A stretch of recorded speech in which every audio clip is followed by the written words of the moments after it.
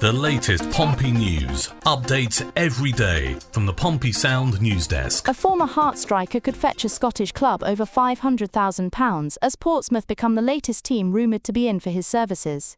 Mackenzie Kirk was a regular goalscorer in the Jambos youth ranks but failed to make a consistent breakthrough into a senior setting. After a loan spell at Hamilton Axes brought 8 appearances, no goals, he signed permanently for St Johnstone last summer, where the forward has now netted 14 times, including 4 goals in the Premier Sports Cup this season.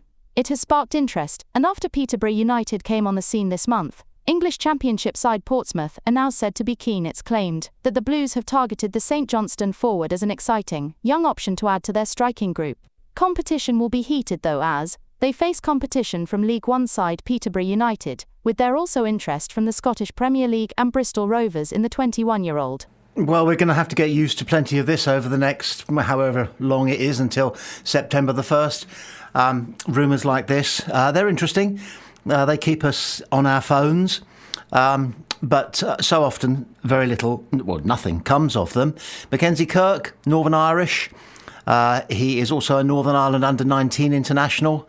His previous clubs, Heart of Midlothian Hearts, and a spell out at Hamilton Academicals, the Ackies.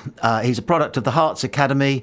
He signed his first pro contract with them when he was 16 in 2020, made his Premiership debut 2022, coming on a second-half substitute for Hearts away against Ross County in a 1-1 draw.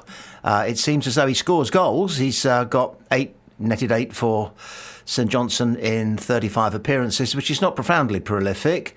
But if our coaching staff, if he comes, and our coaching staff can get their hands on him, then of course he could be another Colby Bishop. John Messino risked the wrath of the 4th official by being very vociferous in his complaint about the treatment of Conor Ogilvey, who had contact made. Whether it was an out-and-out foul or not, and therefore a penalty, that's one for debate, but was also booked for diving. And Messino made his views clear to the 4th official, risking, of course, another card. Once the referee got to hear about the exchange that was going on between John Messino and the 4th official. He's had them before, and he's passionate, and he cares, and he's prepared to say what he thinks, and do it, no doubt, in an eloquent and refined way, reasonably refined way, but certainly an adamant way, and we like that. However, he remains adamant that he thought we was robbed. Here are his words. I thought we deserved it. I thought we deserved it with the build-up of pressure, and I thought it was a strange decision that didn't go for us. I thought that was the theme of the day. The penalty doesn't go in, and we don't get a second penalty. John Swift's one comes back off the bar, and Wad's one at the end that he's been burying in pre-season, he doesn't bury it.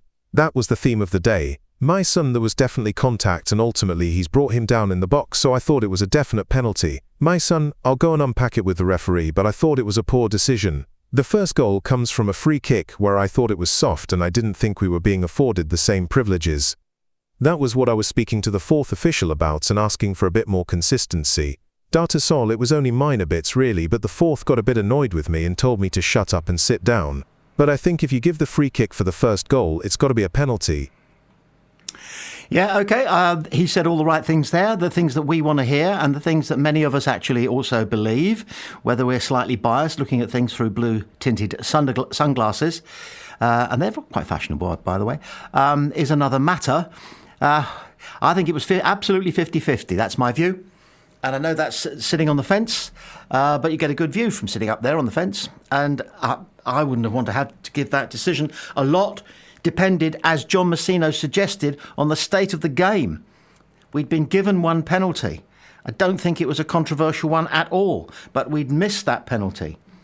To have a penalty granted where it was more of a 50-50, it was definitely more of a debate than there was about the first foul, would have been risking the wrath of the away side if they had dropped 2 points as a result of that decision. So a tricky one for the referee.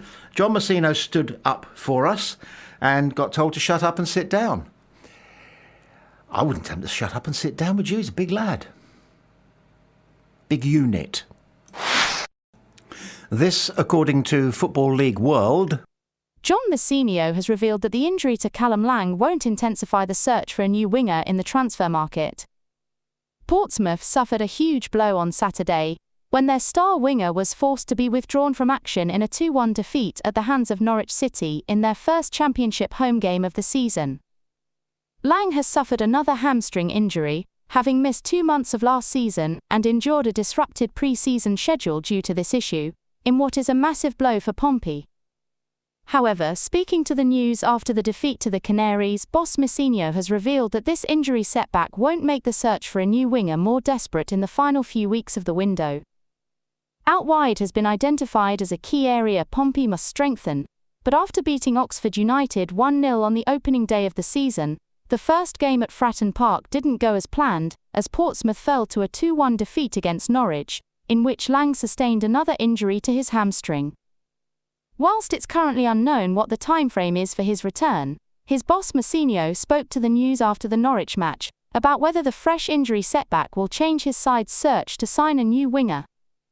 The 39-year-old responded, "We were focused on adding in the wide areas anyway, and that's where Callum has been playing. We still thought it was a real priority to strengthen in wide areas, so I don't think Callum's injury necessarily changes anything. We'll just continue in that vein." Their head coach has remained adamant that the injury to Lang won't change anything in this search. So this indicates 3 possibilities, doesn't it? Surely that the hamstring injury to Callum Lang is not particularly serious, and that he could be straight back in the side. That's one possibility. Another possibility is that the head coach is of the opinion that we've got plenty of cover for the number 7 shirt, because Adrian Segacic can play there. I bet you John Swift would put up a very good show there if we could find somebody to cover for him in central holding midfield. Jordan Williams coming forward is extremely effective. Zach Swanson knows how to get forward and knows how to cross the ball. He might not be as quick as some of the players previously mentioned. But then on the other side of the pitch, we've got players. There are players now who play on the right, but though they're left-footed, and the other way round. And we have got Bianchini, who might be worth a try as right wing if we had to call on him. He hasn't yet fully impressed, as he might one day on the left, which is supposedly his number 1 position.